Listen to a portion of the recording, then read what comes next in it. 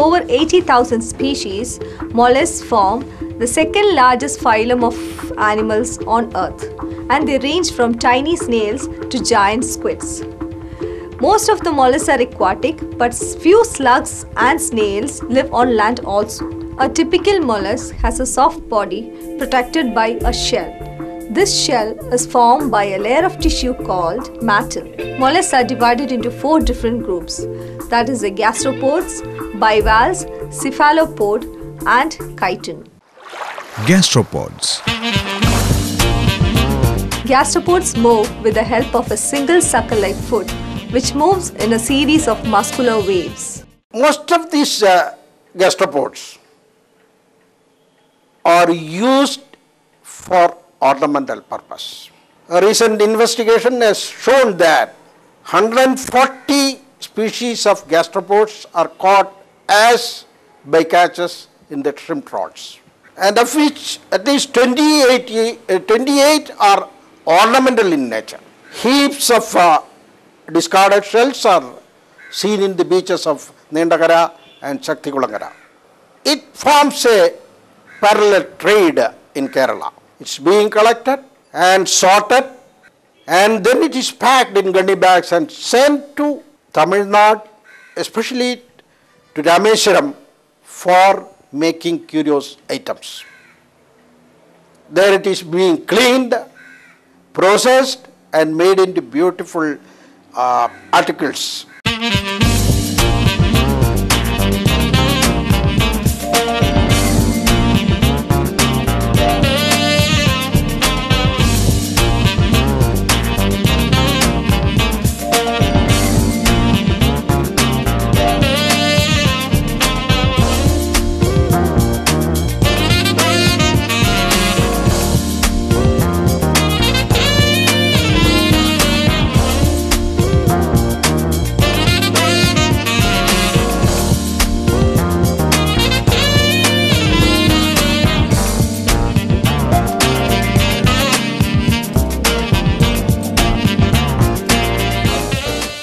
We have 2 species of very rare shells from Lakshadweep and Andamans.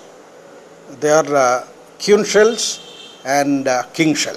This is a queen shell, very beautiful and most attractive shell, and it's a pride to any house to keep a shell like this. The king shells also, this is also a very rare species now. Very rarely we get it. Earlier it was plenty. Again, due to overexploitation, this has become very rare. Trochus and turbo is exploited mainly for making curious items. Plenty of curious items are made out of this shell. The most important one is button for the coats are made out of these shells, and beautiful table lamps are made out of Trochus and turbo. There is an excellent demand for Trochus products in Europe also. These are all giant clams.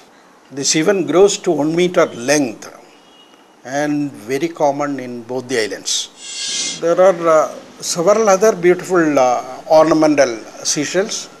Most important one is this 5-fingered conch.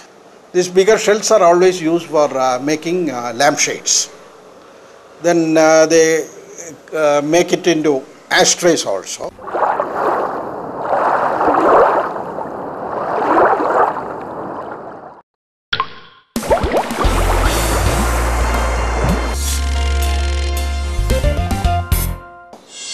Another beautiful shell is beggar's bowl. Different size we obtain as bycatch in the trawl nets. Good old days sannyasis or saints, they were using it as a bowl, and that's why this it's called beggar's bowl or bowl. This is being used for making table lamps. Beautiful table lamps are made out of this, and also the bits are cut into good shapes and made into beautiful art materials. You can see beautiful spoon is made out of these trochus and other bivalve shells. Some kungum pots, that's all made of shell bits, beautifully arranged, and it has got an excellent market there. We have another group of beautiful shells with different designs available in the coastal intertidal waters. Beautiful ashtrays are made out of bigger cowries. Otherwise, as a beautiful piece, this is being used as paperweight. And there is a flourishing trade for etching the names or the figures of God over the cowrie shells. There is an excellent demand for these type of souvenirs in Rameswaram and other pilgrim centers. Yet another group of beautiful shells with different types of design are cone shells. Cone shells are also used for making different handicraft items. Nautilus is another rare mollusk found in our coastal waters.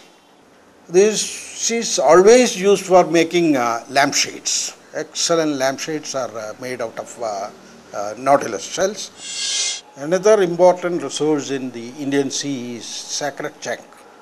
The major use of chank is to produce bangles out of chanks. Chank bangle is a big industry in Bengal in good old days. Another important thing is chank has got a lot of importance in our mythology.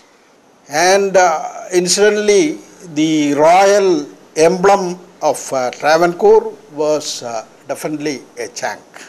Along with that, you know that all the Hindu temples should have compulsorily a chank for blowing. Blowing in the early morning as well as in the evening, it is a must. Bivalves. Bivalves are mollusks whose shell consists of two hinged valves that protect the soft body. When faced with danger, the two halves are pulled together by a powerful abduction muscle. Found in marine and freshwater habitats, these mollusks are typically unable to extend far out of their shells and live either embedded in sand or mud or fastened to rocks. A few, such as scallops, can open and close their shell to propel themselves away from danger. Most bivalves have large gills that are used both for breathing and filter feeding.